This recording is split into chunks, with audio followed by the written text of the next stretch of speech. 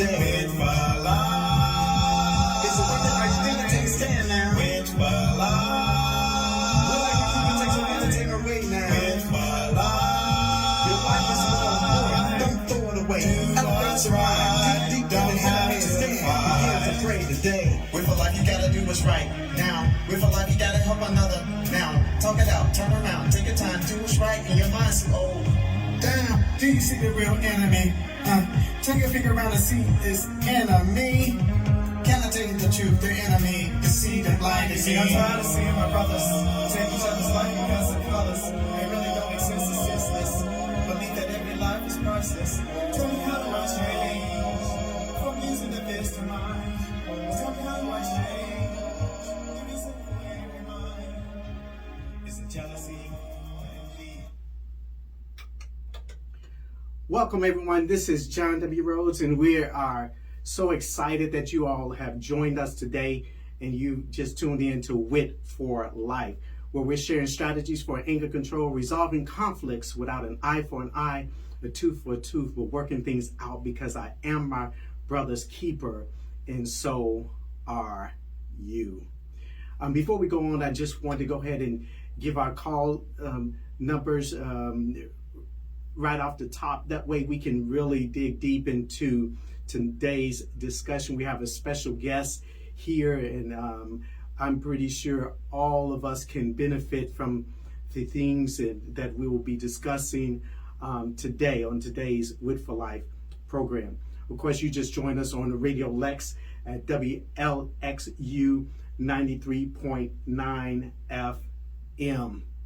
And again, we want to thank you all for joining us here. For more information, just remember that you all can go to johnwrhodes.com on other resources concerning conflict resolution, anger management, and other resources to help you be successful in life. Now, we are joined today by none other than Darlene Thomas. Yep. And so I just want to say thank you very much for taking this time out. I'm going to take this out because I really need it. Thank you for joining us today. I know you're very busy, especially with something that just recently happened in Lexington, Kentucky, where a man called 911, reported that he just shot his wife. That is a tragic incident, and I'm even myself stunned. Many others were stunned by what happened, and many can actually say that, hey, they really didn't see this coming. And so, although we're not addressing anger management per se, I wanted to address this because many other people may find themselves in this situation. Hopefully not, God forbid, but I always try to provide solutions. What is it that we can do?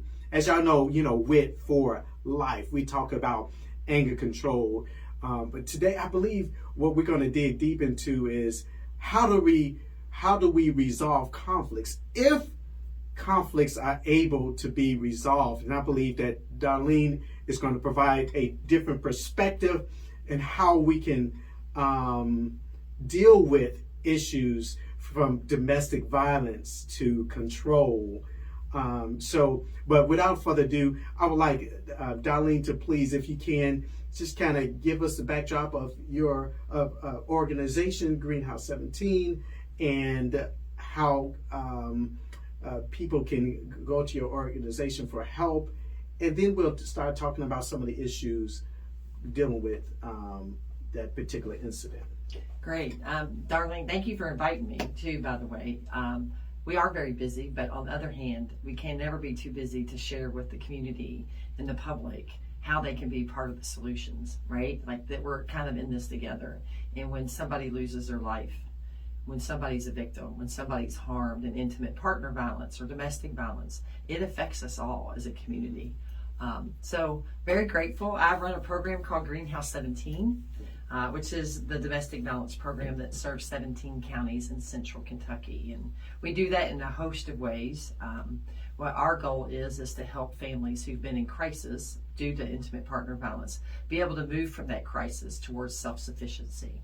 And the premise is that we try to meet survivors where they are, what they need, what barriers they're up against, and try to help minimize and mitigate those as they kind of forge this new journey beyond violence. That's the ultimate goal, and we do that in a host of ways. We have a 24-hour crisis line that's confidential. People can call anytime. And you'll day give or that night. later? Yes, I will Okay. give that information. And the good thing about that is you don't have to tell us anything other than your story or what your concern is, your worry. You can call as a family or a friend or anybody that has questions or concerns or might need some safety or safety planning as they think about choices and options. That's kind of our primary role. We also provide a 24-hour emergency shelter for families who need to flee immediately for safety reasons. Something terrible's happened, an assault's happening, or maybe a pending assault, like they're afraid something bad is getting ready to happen. We do have a way to try to keep people temporarily safe. We also have court advocacy, so we go to court with individuals. We have visitation and exchange center where we help the courts for families who want to see their children and still be engaged, even though the courts are a little concerned about the safety of children at that time and victims. But it's our way to kind of fill that gap so that victims are safe and they know their children are safe during those times that the court orders visitation. So we do that. We provide support groups and counseling and case management and housing advocacy, pretty much anything a survivor would need, or somebody that just needs to think about their choices and options. That's kind of our job, is to walk them through whatever steps they want to take next. Well, we appreciate your organization. You have a great slew of services that can meet the needs of people who are in a particular situation that they're in. Darlene, one of the things that, let's get straight down to it. Of course, this is WIT for Life, and one of the first steps that we talk about is when you're in a conflict, is walking away. But what happens when you can't walk away? What happens when you're backed in a corner? What is it that an individual can do when it comes to domestic violence? And let's get into, if we can, we talked beforehand about the psychology of the control, and put us in the mindset of what a victim is going through, and when walking away doesn't help, what can they do? So I think what I try to help survivors understand is they're going to have to trust some of their instincts during a time that the situation with their partner is escalating. They know their partner better than anybody. You know, domestic violence is not about anger or anger control. Those that use power and control over their intimate partners control their anger all the time. They don't usually beat up their boss when they're mad. They don't necessarily engage in any other forms of violence, except when it comes to their intimate relationships. So we know it's a choice, but for that survivor that's experiencing it, sometimes they just gonna have to trust their own instincts of how to mitigate. Even if they want to leave, they may not be allowed to leave. They might be cornered. So at that point in time, you might have to do whatever you have to do to calm the situation. Not that you control it, because you don't, but to calm the situation or calm yourself. Because when it finally resolves or comes to an end, that situation is when you might be able to start making plans for what to do in the future.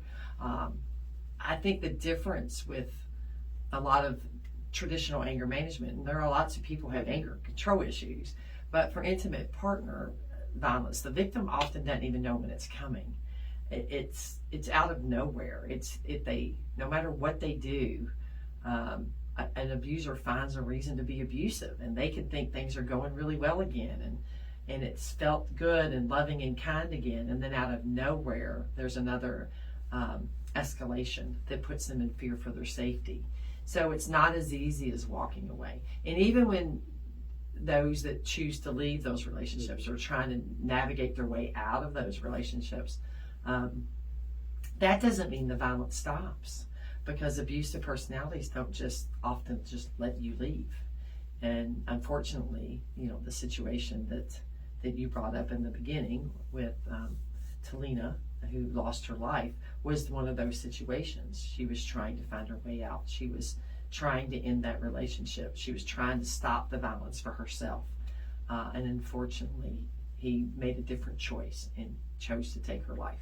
So let me ask you, what can an individual do if they're trying to end a relationship? I want to be a little transparent right now. Both of my sisters were in a domestic violence relationship, and it could have ended violently. We saw many, literally years, when sister get hit, ask what happened, or a can fell from the cabinet and hit her eye. I was so small, I didn't really totally understand what was going on. But when I started to understand, I said, why do individuals stay in a relationship when they are being abused, being taken advantage of? Do they see a way out? I think, every case can be unique, but if I were to generalize it, I would say that these relationships, don't start off abusive. They start off like any other non-abusive relationship. You share your hopes, your dreams, your promises, things that you want to have out of each other. You slowly kind of fall in love. You build trust over time. What we know about abusive personalities is they wait typically until they know they have a committed partner before they start to show that part of themselves, the abusive part of themselves. And so by then the survivor has hope, like I kind of fell in love with this person, and now my relationship is not the way it was in the beginning. It's become more violent or more manipulative, more abusive, more controlling, those kind of things. And so for a while, I think it takes survivors some time to figure out that it's even abuse. For a while, they're just trying to fix it, make it better. They want the violence to stop. They want it to go back to be the way it was in the beginning. We all have that kind of hope in any kind of relationship that might have rocky times or troubled times. But eventually, I think victims see that it's not about them. It doesn't matter what they do. An abuser finds a way and a reason to abuse. And it's then that we need to have some certain precautions in thinking about leaving. What we do know is the most dangerous time for a victim is leaving, trying to leave, or right after they left. So that is the most critical time for family, friends, and people.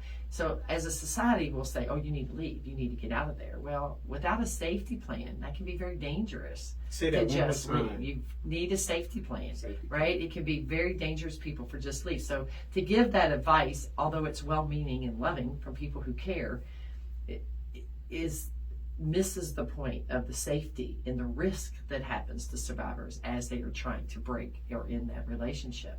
So in the beginning, you have hope, you're trying to fix it, but when you're really ready to make a change for yourself, that's when your risk is often the greatest. And we need to wrap those individuals in safety planning. How to leave, when to leave, what do you need to be able to leave? Can you store extra items at your family's house, your sister's house, your brother's house, your parents, whatever that looks like, extra clothing, your paperwork, all those things you might need to have.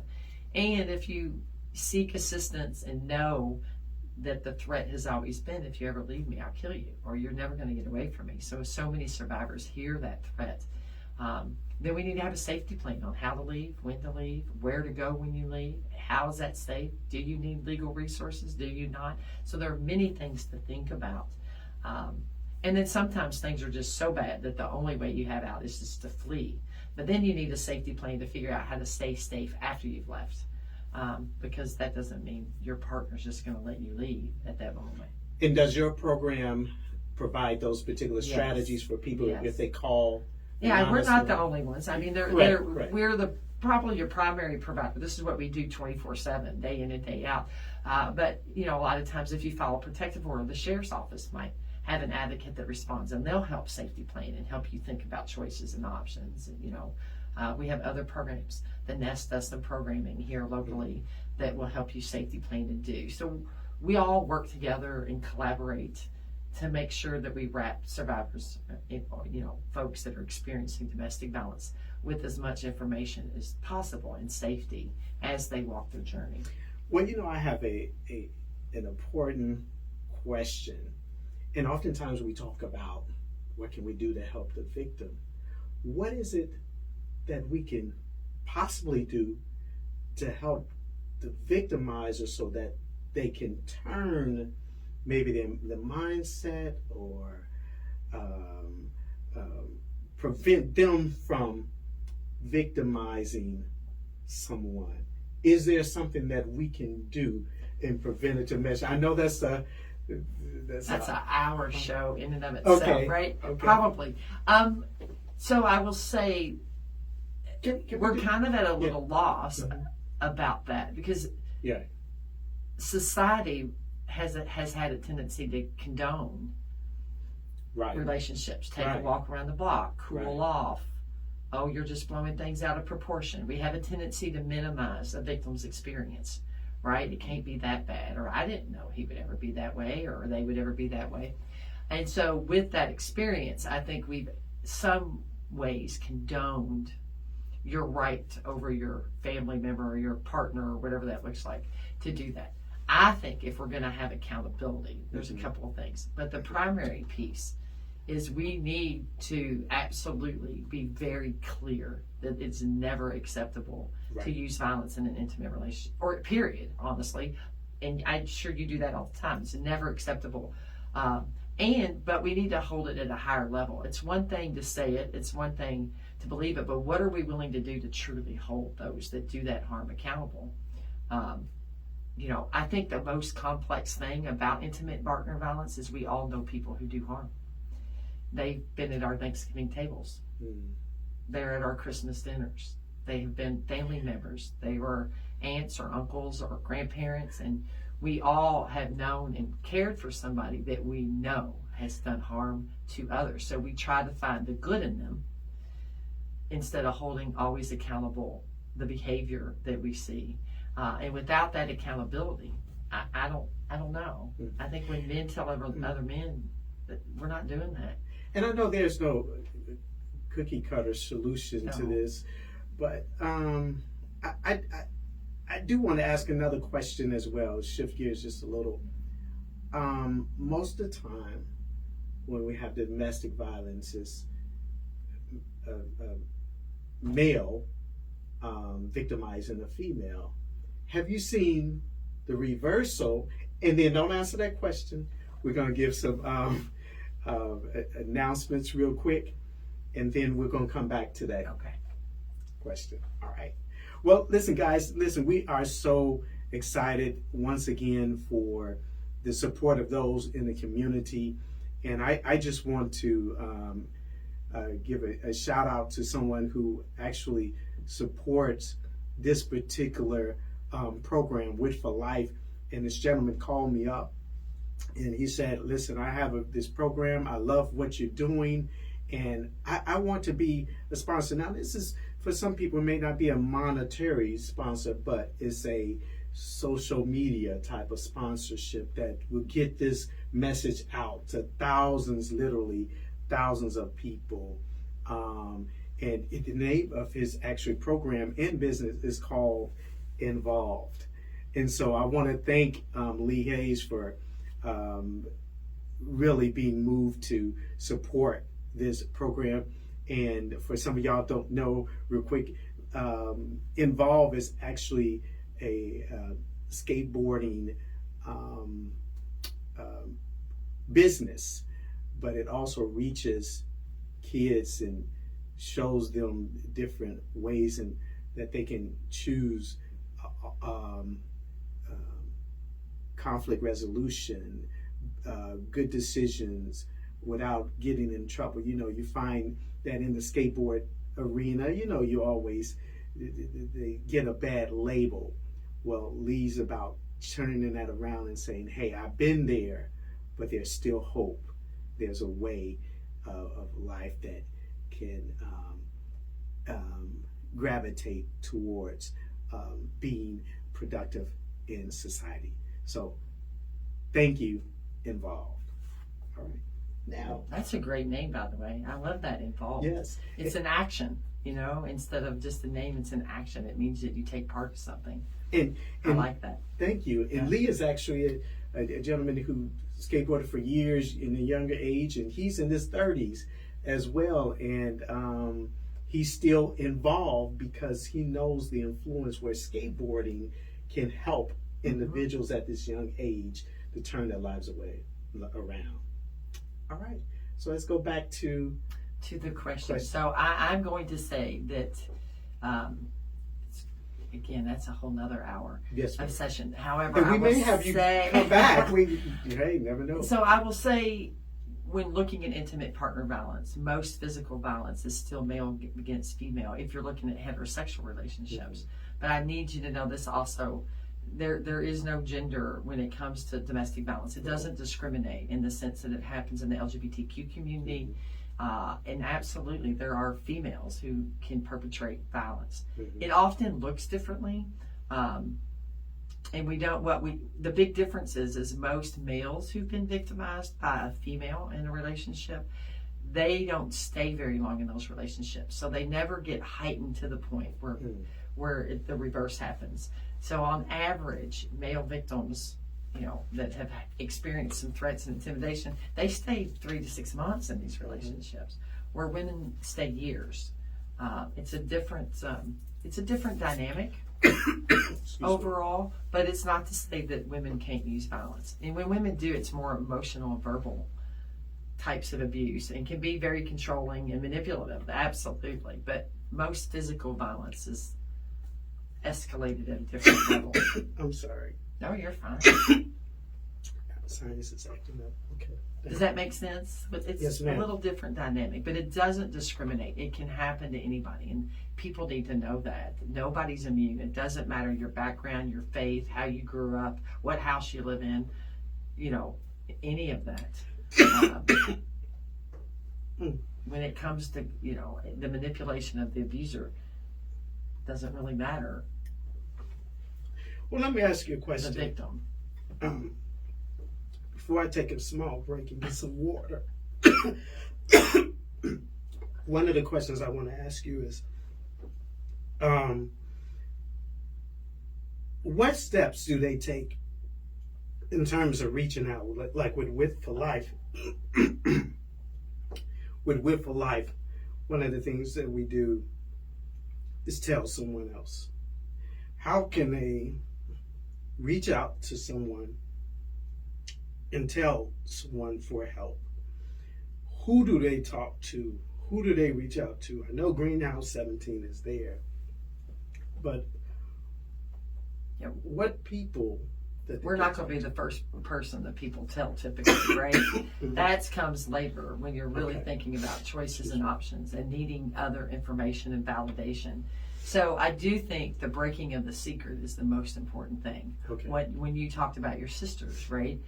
And they made it reasons or made up reasons for why they were injured and hurt, because it's embarrassing. A lot of survivors talk about, I was embarrassed, I'm humiliated, I made this choice, how did I not see it, why didn't I know, how could I have put up with it so long? So they do a lot of self-blaming, so they don't need us to blame, because nothing you could say to a survivor they haven't said to themselves 100 times already or questioned themselves about. So the most important thing if talking to a survivor would be you need somebody to talk to. You need to just tell, and that needs to be somebody that you trust that's not going to judge you or try to tell you what to do. Now that's hard. So family and friends, I tell them all the time, don't tell people what to do. You listen to them and you tell them they deserve better. That it's not okay for these people. And it doesn't matter what you did. All of us are imperfect. Nobody's perfect in a relationship, but it doesn't give anybody the license to harm you. The license to cross over and do physical violence to your body and emotional violence to your brain. Like, it's just not okay. And so we need to tell people, we just need to validate the experience for them. So if we can do that, then more and more survivors will tell. Most survivors, they're strong. They're survivors, right? They are strong individuals. And in that strength is their greatest weakness, right? So they try to protect the people they love from what they're experiencing. Try to protect their children from it. They try to protect their family from it. So when I always say you got to find somebody to tell. You got to break the secret. Got to break the silence, because once you start talking, there's no going back. You can't cover it up anymore. There's no myth anymore. There's no alternate universe you've created for the rest of the people in your life. Now they know the truth. And then you kind of have to start walking in your truth. And that's when survivors begin to reach out and take those steps. I think that's a great step in terms of telling someone, because once it's out there, the victimizer will know that people are watching them. Maybe. But sometimes we need to okay. keep it a secret from the Oh, really? victimizer, because it might be a safety issue. Okay. But in other cases, maybe not. Okay. Maybe if it is out there and that particular person decides to be more public. I do think when you ask what can we do with those that use violence in that way, part of that accountability is not the social acceptance, and so I work with a lot of people, like, how do you care for somebody and still tell them, we're not going to be friends because you hurt people. Like, you need to go get help. I've known you all my life, but dude, now that you're doing that, now that I really know, I don't have room for that in my life. You need to go get your own help.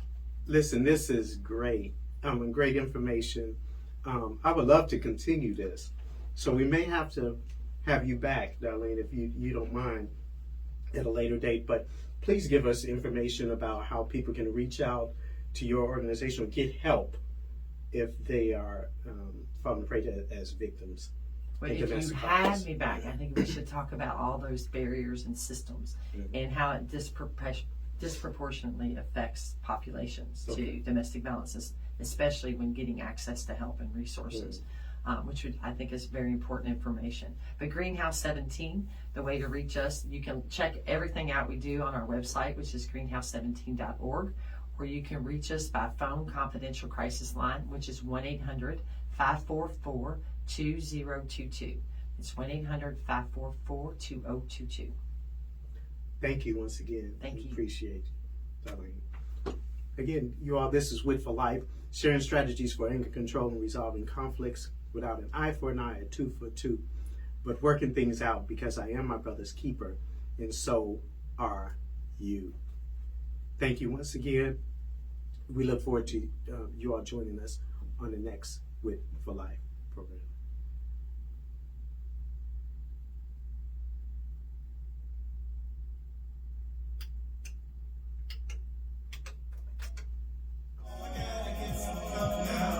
The bridge is where we down now. Somebody help me, please. Even me, I'm tired of me. It's a worth it, are you thinking? Take a stand.